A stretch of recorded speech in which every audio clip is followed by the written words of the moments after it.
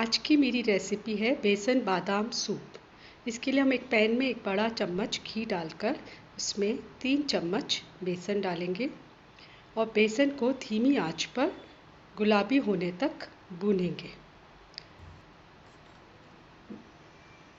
बेसन भुन जाने पर उसमें कुछ बादाम कतरन डाल देंगे और उन्हें भी सेक लेंगे। फिर इसमें पानी डाल देंगे,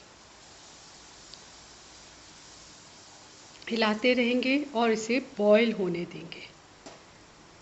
करीब 2-3 मिनट बॉईल करेंगे। फिर थोड़ी सी काली मिर्च और स्वाद अनुसार चीनी डालकर उबाल ले लेंगे। यह बहुत फ़ायदा करता है, खांसी जुकाम उसके लिए ये बहुत लाभकारी है। इसे पीने के बाद पानी ना पिए।